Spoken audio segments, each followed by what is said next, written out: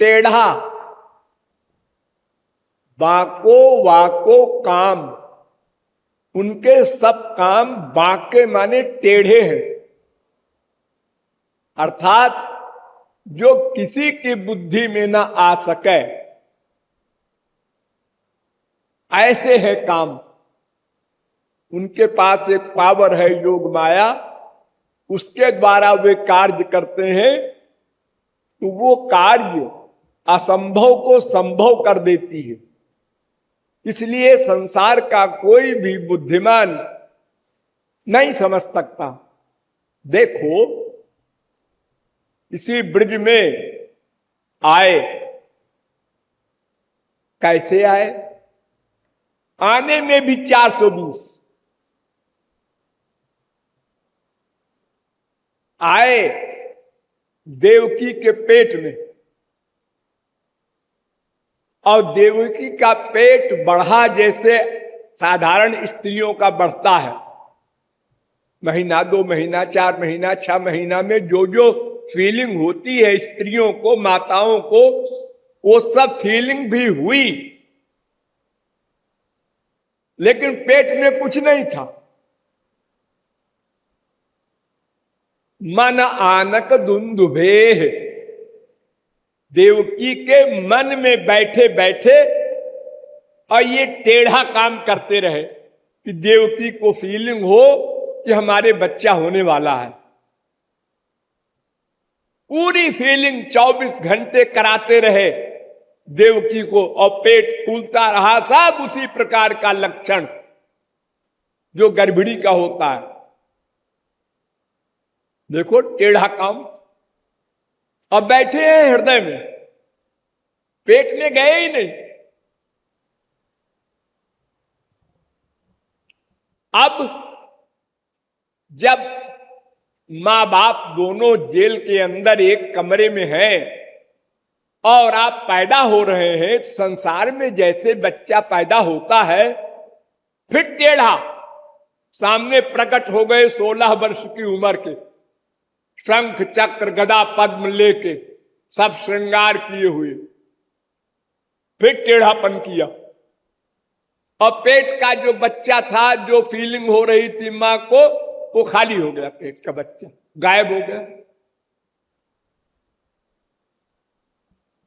और देवकी ने भगवान का रूप समझ करके स्तुति किया। वसुदेव ने स्तुति किया, आप भगवान हैं, ये है वो है। और फिर 420 किया, उनको भुला दिया। और देवकी को यही फीलिंग हुई कि हमारे ही बच्चा है। छोटे से बन गए, तुरंत के पैदा हुए बच्चे के बराबर। तो वो जो जिसकी मैंने अभी स्तुति की थी, वो कौन था? अरे कुछ ऐसे ही, कुछ दिमाग खराब है मेरा, भूल गई।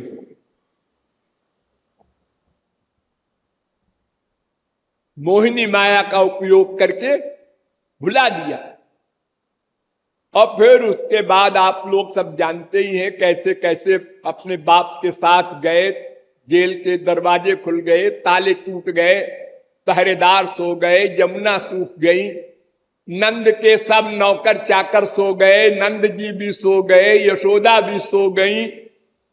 और इनको वहां सुला आए और वो लड़की को उठा लाए और यहां आ गए जेल में, और फिर ताले बंद हो गए। सब हो गया उसी प्रकार, और किसी को कुछ पता नहीं।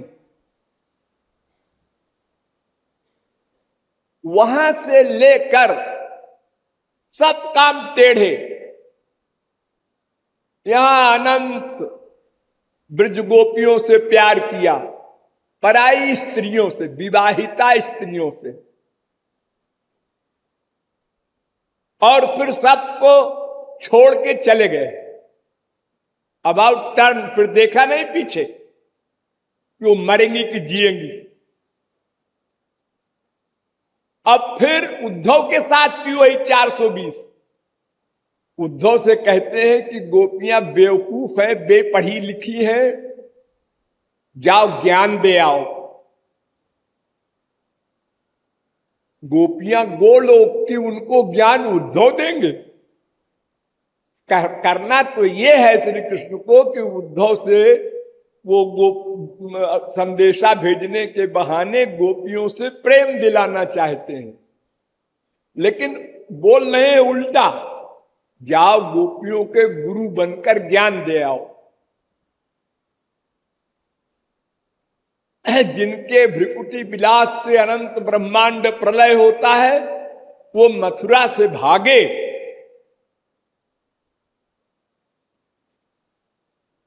पहले पहाड़ के ऊपर चढ़ गए दोनों भाई, तो जरासंध ने आग लगा दी चारों तरफ पहाड़ को, तो कूद के भागे और ऐसा भागे कि पूरी इंडिया पार कर गए, द्वारिका पहुंचे।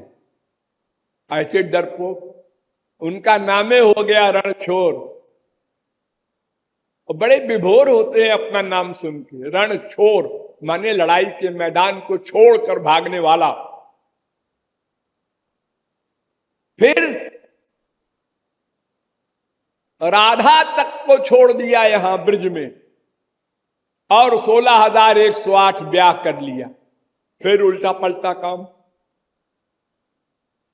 हाँ,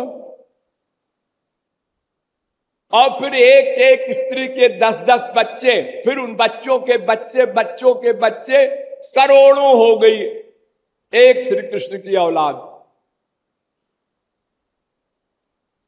और फिर सबको लड़ा दिया आपस में, शाप दिला करके मरवा दिया। यानी जन्म से लेकर अंत तक सब काम टेढ़े, जो खोपड़ी में ना आवे। ऐसा क्यों किया,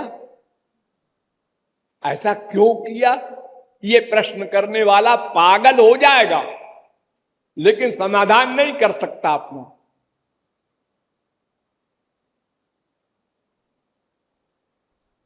तो इसलिए वो कह रहा है कि बाको वाको काम, उसके काम पर, उसके टेढ़े काम पर संत लोग बलिहार जाते हैं।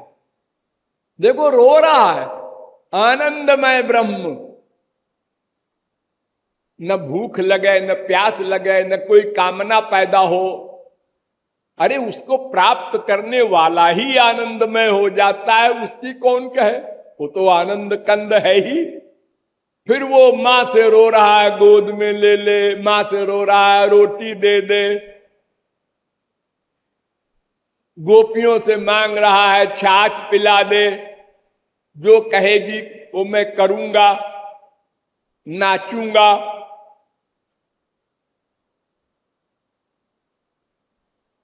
ये सब लीलाएं हैं, इनको देखकर बड़े बड़े परमहंस दीवाने हो जाते हैं, जिनका अंतःकरण शुद्ध है वे लोग। और मायाबद्ध लोग अपना दिमाग खराब कर लेते हैं। ये भगवान ऐसे ही भगवान होते हैं, रो रहे हैं और राधे राधे कह के ढूंढ रहे हैं राधे को, इनको पता नहीं राधा कहां है। ये तो सर्वांतरयामी सर्वव्यापक है।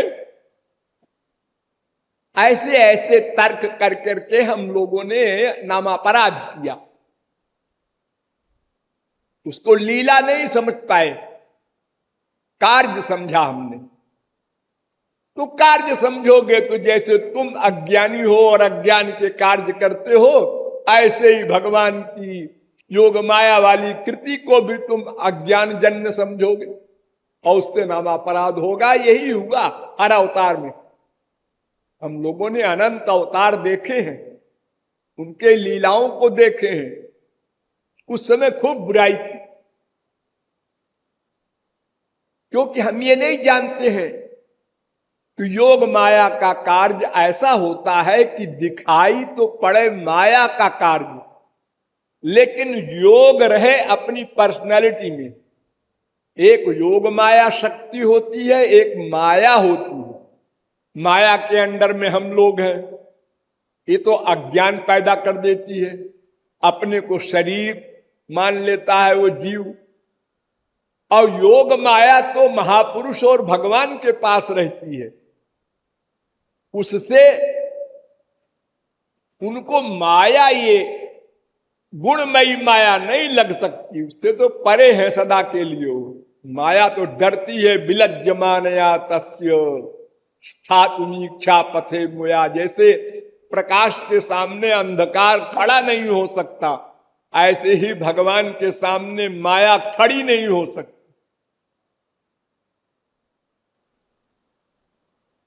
धामना स्वेन सदा निरस्त कुहकम सत्यम परम धीमहि स्वतेजसा नित्य निवृत्त माया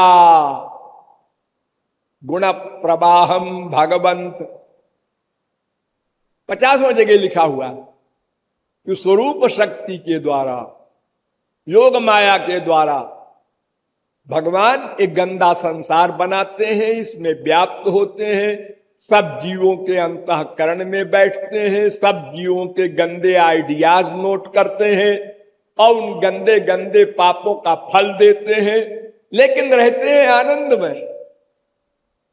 हमारे 2-4 बच्चे, एक माँ, एक बाप, एक बीबी है, उसी में हम लोग टेंशन में रहते हैं। और इतना बड़ा अनंत कोटि ब्रह्मांडात्मक परिवार है भगवान का, लेकिन कभी अशांत नहीं होते उसी योग माया के बल पर। रोते हैं, लेकिन जैसे आप रोते हैं, दुखी हो जाते हैं रोते समय, आंसू निकलता है। जब आप पहले दुखी होते हैं तब आंसू निकलता है, और वो योग माया वाला जो रोना है उसमें आनंद ही आनंद है, दुख का लवलेश नहीं। और दिखाई पड़ेगा हमारी तरह ये भी रो रहे हैं, हमारी तरह ये भी लोभी है, हमारी तरह सब कुछ इनका वैसे ही है, कोई अंतर नहीं है, बल्कि हमसे 1000 गुना, इनसे 1000 गुना अच्छे तो हम हैं।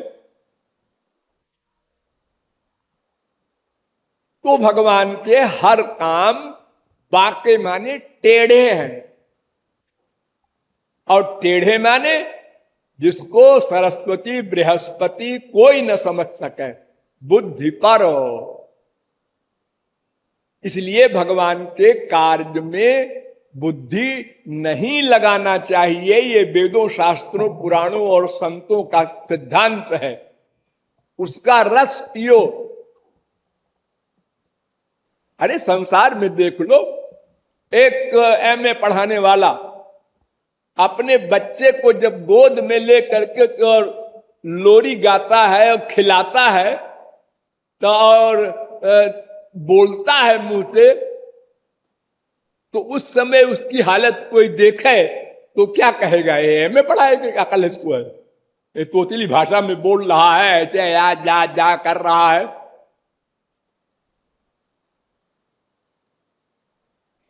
अपनी मां से अपनी गंवारी भाषा में बात करता है, पंजाबी में, बंगाली में, मद्रासी में, जिस जाति का है वो। अब ऑफिस में जब जाता है कलेक्टर, कमिश्नर, गवर्नर, प्रोफेसर बनकर, तो वहां वैसे व्यवहार करता है। अब कोई व्यक्ति देखे तो क्या कहेगा। एक बार बनारस में, जहां जगत गुरु की उपाधि मिली थी हमको, एक दिन में 3 जगह बोलना पड़ा। एक तो साधारण पब्लिक में, और एक बीएचयू में, यूनिवर्सिटी में, और एक क्वींस कॉलेज संस्कृत विद्यालय, महाविद्यालय में। 3 जगह बोले, 1-1 घंटा। तो जो विद्वान 3-4 मेरे साथ सुनने गए तीनों जगह, वो आके कहते हैं कि महाराज जी, ये आपकी शक्ल न देखे कोई तो ये कोई नहीं कह सकता कि वही वक्ता वो है जो वहां बोला था। वहां आप इतना सरल भाषा में बोले, वहां आप इतनी क्लिष्ट हिंदी बोले, वहां आप संस्कृत बिल्कुल बोलने लगे। तो जिस प्रकार की परिस्थिति होती है उसी प्रकार की भगवान की लीला भी होती है, इसलिए विरोधी हो जाती है वो। शूर्पणखा ने क्या गुनाह किया था? उसने कहा तुम सम पुरुष न मौसम नारी, हमारे पति बन जाओ, और नाक कान कटवा लिया। दंडकारण्य के मुनि आगे परमहंस लोगों ने भी कहा हमारे पति बन जाओ, उनकी नाक कान तो नहीं कटवाया, उनसे उनको वरदान दे दिया सब लोग कृष्णावतार में आना गोपी बन करके। सब काम टेढ़ा।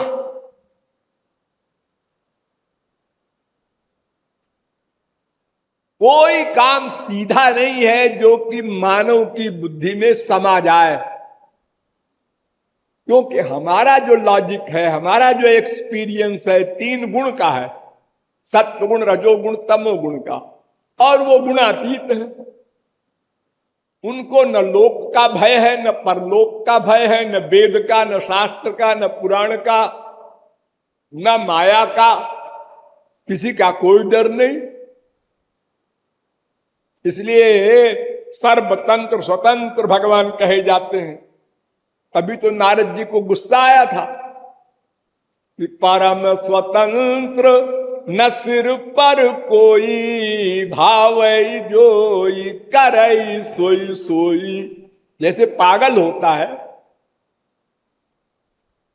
पागल क्या है? जो मन कहे करो, बुद्धि मत लगाओ, उसी को पागल कहते हैं। मन किया उछलने लगा, मन किया गाली बकने लगा, मन किया नंगा हो गया, उसको पागल कहते हैं संसार में।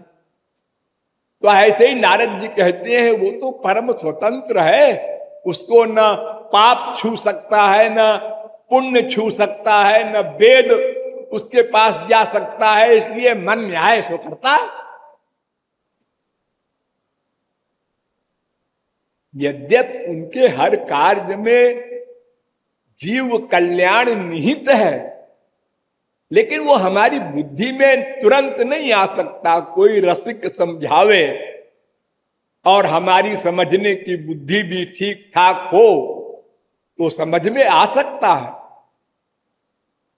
लेकिन तर्क से, लॉजिक से और संसारी एक्सपीरियंस से समझ में नहीं आ सकता।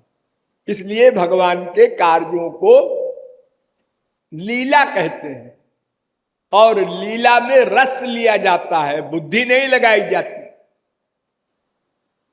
श्री कृष्ण ने ऐसा क्यों किया, राम ने ऐसा क्यों किया, ये सब बुद्धि मत लगाओ, अपने आप में बुद्धि लगाओ कि 1000 चप्पल खाने पर भी उसी माँ, उसी बाप, उसी बेटे, उसी बीबी, उसी पति से प्यार क्यों कर रहे हो, इसमें बुद्धि लगाओ। तुम आत्मा हो, अपने को शरीर क्यों मान रहे हो? रोज मुंह से बोल रहे हो रमेश चला गया आज 4 बजे, राम नाम सत्य है बोले जा रहे हो, अब भीतर से संसार को सत्य मान रहे हो। इसमें बुद्धि लगाओ तो वैराग्य हो, भगवान से प्रेम हो। इसके बजाय तुम भगवान में बुद्धि लगाते हो। अचिंत्या खलुजे भावा नतांस तर्केण योजये। शास्त्र वेद कहते हैं जो अचिंत्य है उसका लॉजिक से चिंतन न करो, चुपचाप मान लो। जब महापुरुष बन जाओगे, भगवत प्राप्ति हो जाएगी तो समझ में आ जाएगी।